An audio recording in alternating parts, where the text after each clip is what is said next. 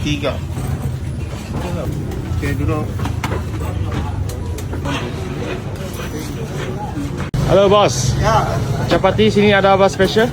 ada bos, kaki kambing, kepala kambing, perut kambing, otak kambing, ayam cincang, ayam paha.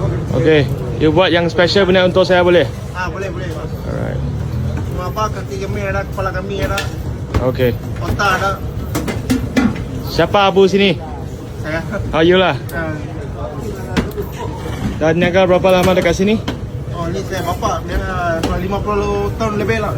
Oh, so you sekarang generasi kedua lah. Ya.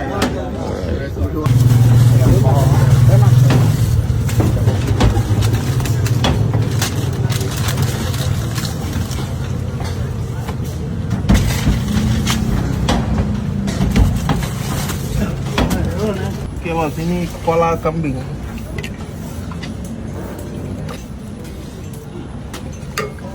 Okey.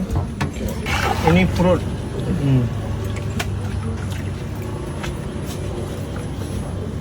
Perut kambing.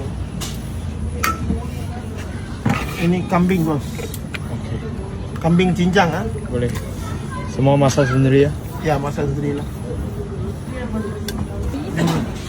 Okey, ini ayam cincang bos.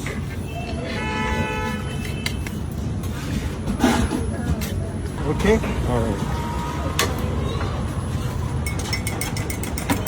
Ini kaki kambing bos. Kaki kambing.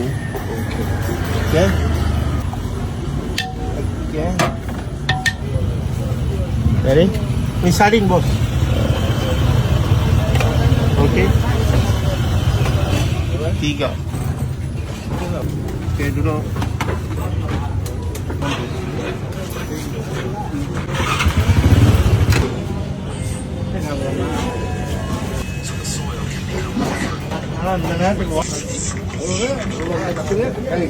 Gile, baru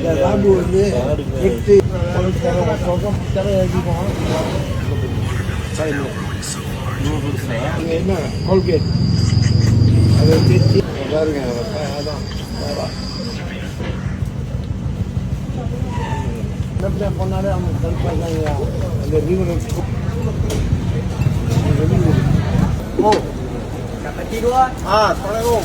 kambing cincang lah. Ada lah. Ini je tu. Mau cincang atau mau cincang? Cincang lah.